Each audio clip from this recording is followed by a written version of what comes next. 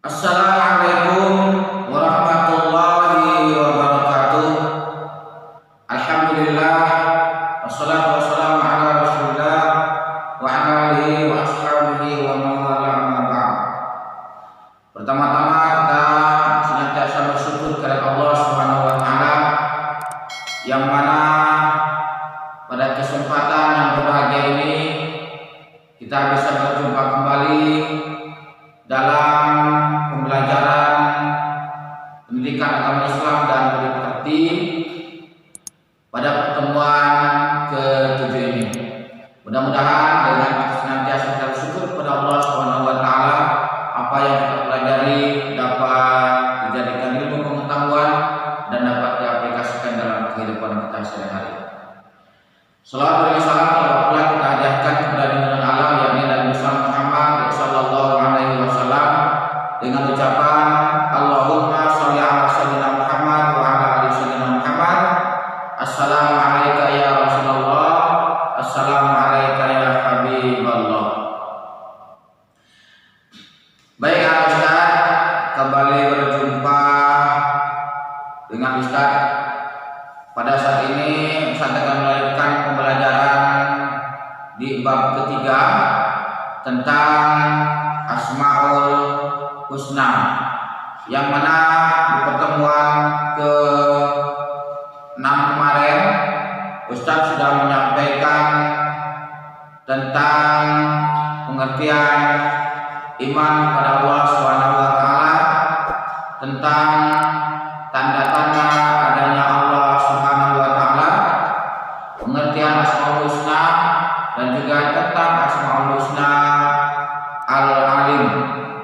Mudah-mudahan ayat yang sudah Ustaz sampaikan bisa antum pahami dan bisa antum aplikasikan dalam kehidupan sehari-hari. Baik, pada kesempatan yang berbahagia ini Ustaz akan lanjutkan pembahasan tentang Al-Kabir. Al-Kabir adalah Allah Maha Teliti. Jadi Allah Maha Teliti ini artinya tidak ada satupun hewan melata di dunia ini yang paling kecil sekalipun kecuali itu semua ada dalam pengawasan Allah Subhanahu wa taala. Allah mengetahui apapun yang dikandung hati, disimpan oleh pikiran, bisikan-bisikan nafsu, ajakan-ajakan syaitan, khayalan-khayalan dalam pikiran kita, perasaan-perasaan di hati kita, atau prasangka-prasangka yang ada di hati kita, rencana-rencana jahat kita, komentar-komentar dan gumaman hati kita, semua ada dalam pengetahuan Allah Subhanahu wa taala. Itulah kemahatelian Allah Subhanahu wa taala. Jangankan hal yang nampak, hal-hal yang tidak nampak sekalipun itu semua dalam pengawasan Allah Subhanahu wa taala. Untuk itu ada dua tindakan yang dapat kita lakukan untuk meneladani bahwasanya Allah itu Maha Teliti. Yang pertama, kita sambutkan hubungan dengan makhluk lain.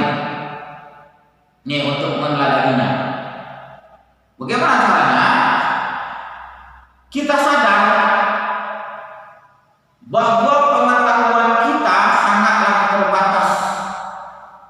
Kita tidak tahu isi hati dan pikiran orang lain.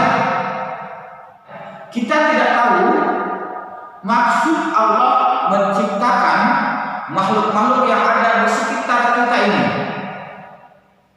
Paling yang hanya tahu tumbuhan diciptakan yang bisa kita makan, yang bisa kita gunakan untuk kebutuhan kita hidup, kita gunakan untuk kebutuhan hidup.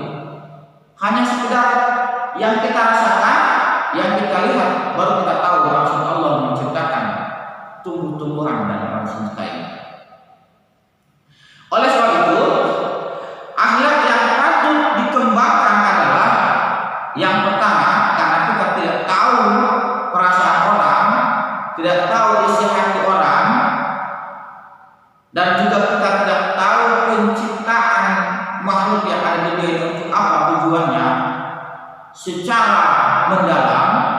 maka kita haruslah berbaik sangka.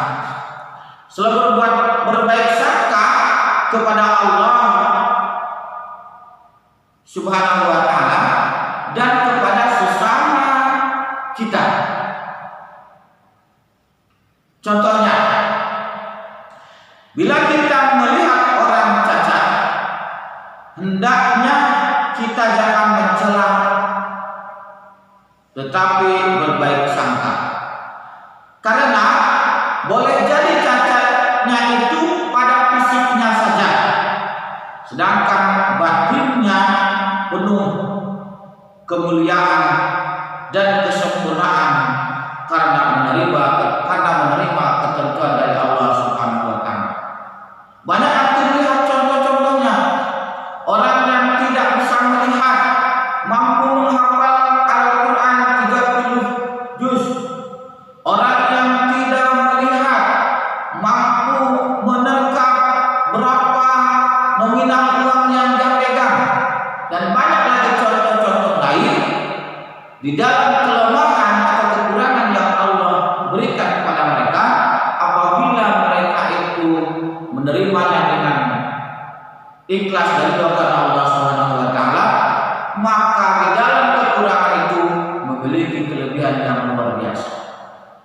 Karena banyak orang yang memiliki kesempurnaan tubuh, matanya melihat, mulutnya berbicara bagus, pendengarannya luar biasa, tapi mereka sama sekali tidak diberikan kelebihan oleh Allah Subhanahu wa ta'ala, tidak mampu menghafal Al-Quran 30 juz, dan juga mereka terkadang tidak mampu menganalisa sesungguhnya setiap yang ada di muka bumi ini merupakan pelajaran bagi kita agar kita bisa mendekatkan diri kepada Allah Subhanahu wa ta'ala. Allah Subhanahu wa ta'ala berfirman, A'udzu billahi minasyaitonir rajim. Wa fil ardi ayatul lil muqinin. Dan di bumi terdapat tanda-tanda kebesaran Allah bagi orang-orang yang yakin. Wa fi anfusikum, dan juga pada dirimu sendiri. Afala tubsirun, maka apakah kamu tidak memperhatikannya? Itulah firman Allah yang menjelaskan tentang seluruh alam semesta ini bisa dijadikan untuk kita mendekatkan diri kepada Allah Subhanahu wa ta'ala, termasuk yang ada di dalam diri kita. Yang kedua, menyangkut diri kita sebagai implementasi, mengaplikasikan, meyakini sifat khabir yang dimiliki oleh Allah Subhanahu wa ta'ala ataupun kemahatauhidan Allah Subhanahu wa ta'ala. Di dalam diri kita ada 3 yang harus kita renungkan. Yang pertama, sebaiknya kita mengenal tubuh kita dan menghubungkannya dengan kekuasaan Allah Subhanahu wa ta'ala. Tubuh yang sempurna ini Allah ciptakan. Coba kita hubungkan dengan kekuasaan Allah Subhanahu wa ta'ala, maka akan meningkatkan keimanan kita kepada Allah Subhanahu wa ta'ala. Yang kedua, kita mengenal kekurangan-kekurangan kita dalam segi ilmu, dalam bersikap, dalam berperilaku, dan menghubungkannya dengan pengawasan Allah Subhanahu wa ta'ala. Bahwasanya Allah senantiasa mengawasi kita ketika kita bersikap, ketika kita berbicara, dan sedikit sekali ilmu yang kita miliki dibandingkan ilmu yang Allah miliki.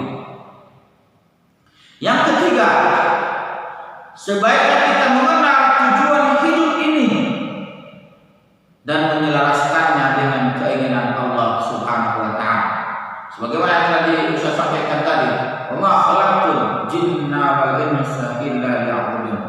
Tidakkah kuciptakan jin dan manusia kecuali untuk menyembah beribadah kepada Allah Subhanahu wa taala. Ibadah itu bukan hanya sekedar sholat 5 waktu, bukan hanya sekedar puasa, bukan hanya sekedar pergi naik haji, dan bukan hanya sekedar ibadah-ibadah mahdoh saja yang telah ditetapkan oleh Allah Subhanahu wa taala syarat rukunnya. Tapi seluruh aspek kehidupan kita ini, kalau kita niatkan karena Allah Subhanahu wa taala, itu merupakan ibadah kepada Allah Subhanahu wa taala. Termasuk kita tidur di rumah, istirahat agar paginya terbangun untuk melakukan sholat subuh secara berjamaah, itu merupakan ibadah. Apabila kita perhatikan betapa besar karunia Allah atas tubuh ini, maka hendaknya kita segera ingat bahwa keindahan dan kesempurnaan tubuh yang Allah ciptakan ini, kekurangan-kekurangan dan kecacatan-kecacatan pun bukan kita yang menghendaki. Ini akan melahirkan syukur kita kepada Allah Subhanahu wa taala, rasa menerima atas segala nikmat yang telah Allah berikan kepada kita. Baik Ustaz, itulah tadi tentang Allah Maha Khabir, Allah Maha Teliti. Selanjutnya Ustaz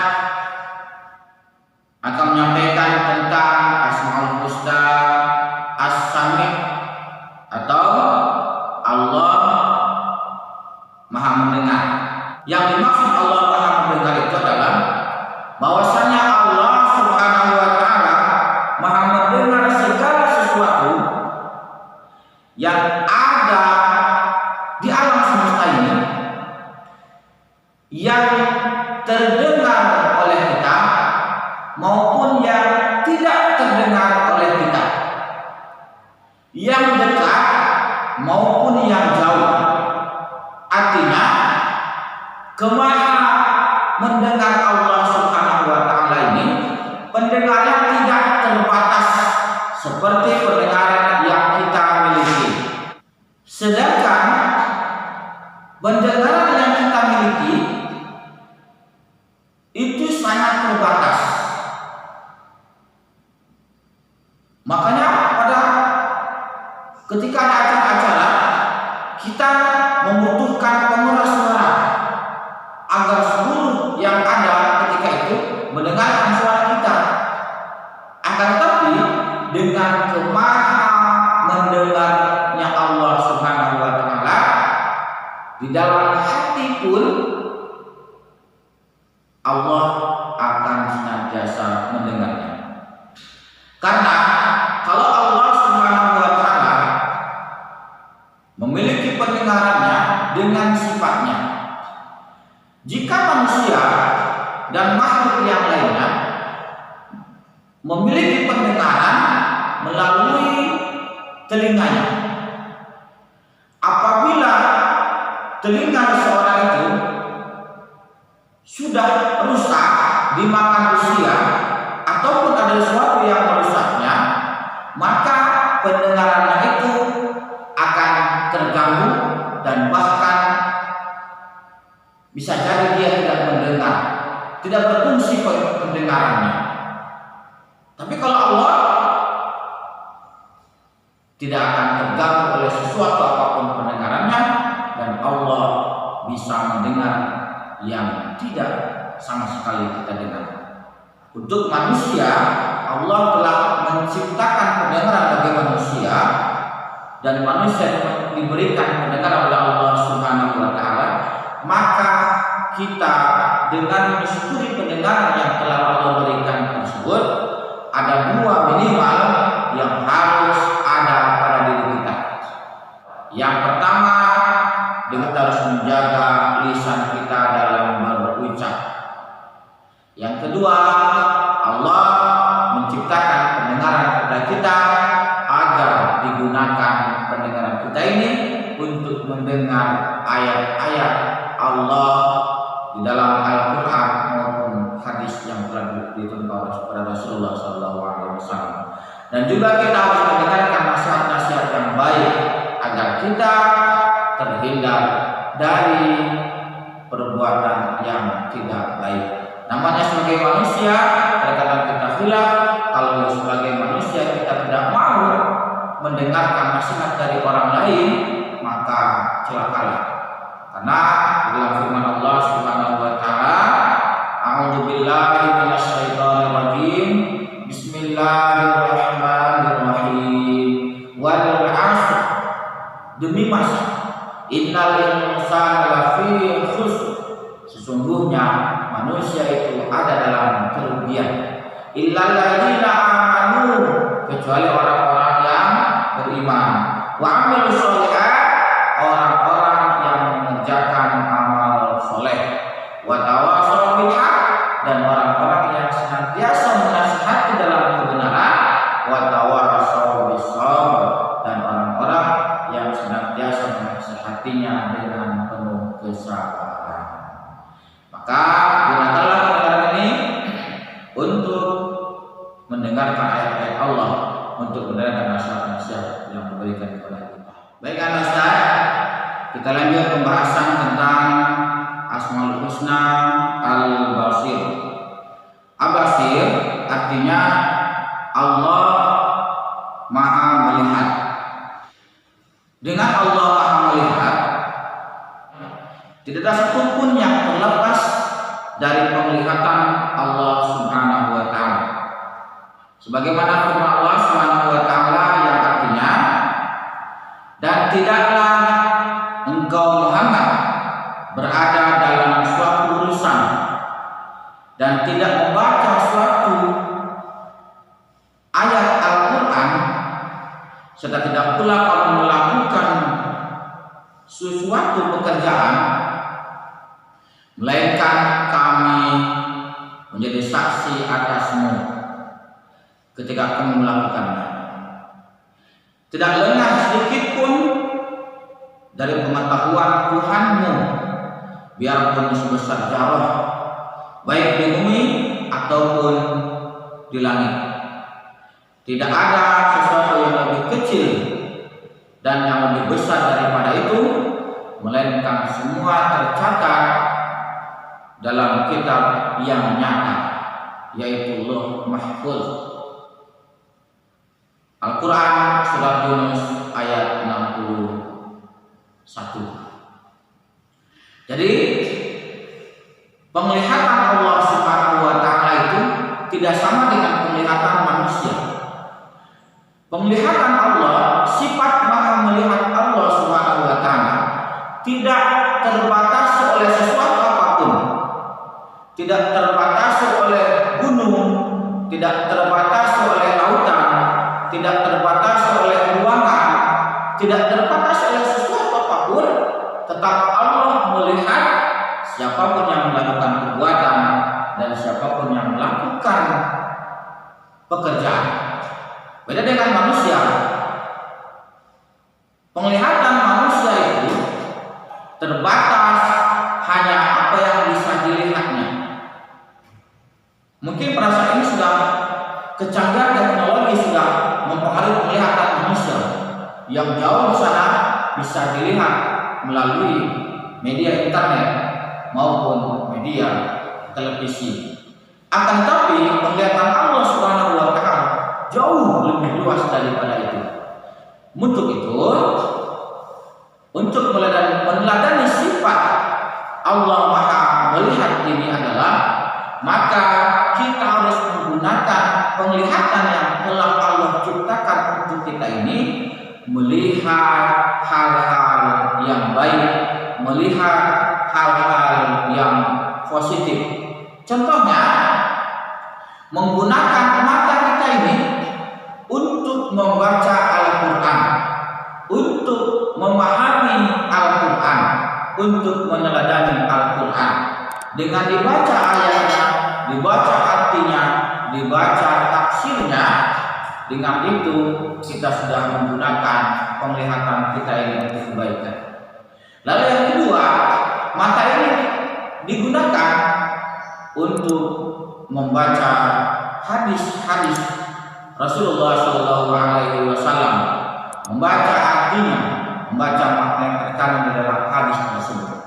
Dan juga untuk mengembangkan pengetahuan, kita gunakan mata ini untuk membaca buku-buku penunjang pembelajaran kita, membaca buku-buku untuk meningkatkan keimanan dan ketakwaan kita kepada Allah Subhanahu wa Ta'ala.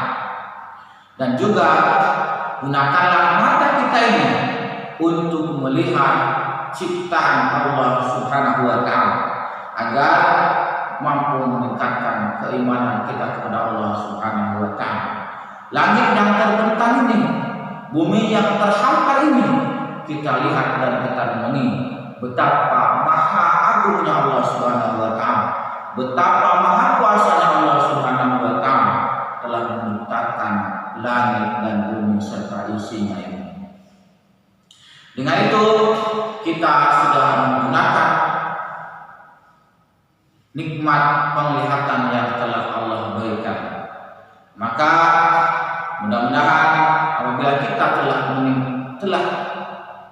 menggunakan mata kita ini dengan melihat yang baik-baik, maka Allah akan meningkatkan penglihatan kita.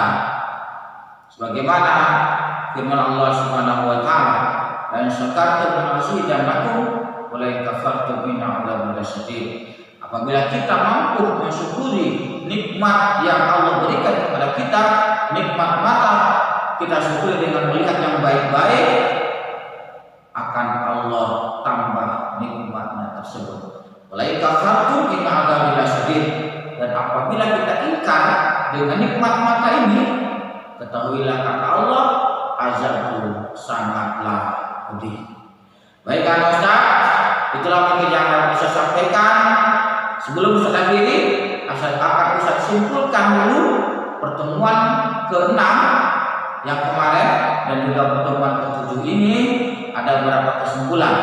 Yang pertama, iman kepada Allah berarti sikap hati dengan penuh keyakinan tanpa ada keraguan sedikit pun membenarkan keberadaan Allah Subhanahu wa Ta'ala dengan segala sifat-sifat yang Allah miliki. Yang kedua, Asmaul Husna itu adalah nama-nama yang baik dan indah milik Allah Subhanahu wa Ta'ala sebagai bukti kemahasempurnaan zat Allah yang jumlahnya ada 99.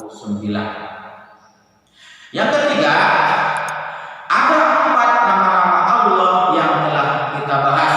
Yang pertama, Al-Alim, Allah Maha mengetahui. Al-Khabir, Allah Maha teliti. As-Sami, Allah Maha mendengar. Dan Al-Basir, Allah Maha melihat. Yang keempat, dari nama-nama ataupun sifat-sifat Allah yang telah kita bahas tersebut, tidak ada satupun perbuatan makhluknya di bumi ini yang terlepas dari pengetahuan dan pengamatan Allah Subhanahu wa Ta'ala. Bahkan dari sekecil apapun akan Allah balas. Yang kelima, hikmah beriman kepada Allah Subhanahu wa Ta'ala. Setelah kita pelajari 4 Asmaul Husna tadi, mudah-mudahan melahirkan keimanan dan ketauhidan kita kepada Allah Subhanahu wa Ta'ala, melahirkan sikap berbaik sangka kepada Allah Subhanahu wa Ta'ala dan kepada makhluknya, melahirkan sikap tabah, melahirkan sikap tawakal, terlepas dari akhlak tercela dan terhindar dari kemusyrikan kepada Allah Subhanahu wa Ta'ala. Yang keenam, dengan dan bersikap yang jujur dalam segala hal, karena apa yang kita lakukan semua akan dilihat dan akan diperhitungkan di hadapan Allah Subhanahu wa Ta'ala di yaumil mizanati, di hari pertimbangan akan dilihat. Kalau seandainya kita banyak melakukan kebaikan kepada Allah Subhanahu wa Ta'ala, maka balasannya adalah surga Allah Subhanahu wa Ta'ala. Akan tetapi jika ketika amal kita ditimbang banyak melakukan hal-hal yang dilarang oleh Allah Subhanahu wa Ta'ala atau maksiat kepada Allah Subhanahu wa Ta'ala, tentu tentunya balasannya adalah neraka yang telah Allah sediakan bagi orang-orang yang tidak taat dan patuh kepada perintahnya Allah Subhanahu wa Ta'ala. Demikianlah yang akan saya sampaikan. Lebih dan kurangnya mohon maaf. Jika ada yang benar, itu datangnya dari Allah Subhanahu wa Ta'ala, dan jika ada yang salah, itu adalah semata-mata kekurangan pengetahuan yang Ustaz miliki. Kita akhiri dengan doa kafaratul majelis. Subhanakallahumma wa bihamdika asyhadu an la ilaha illa anta astaghfiruka wa atubu ilaik. Billahi taufiq wal hidayah. Wassalamualaikum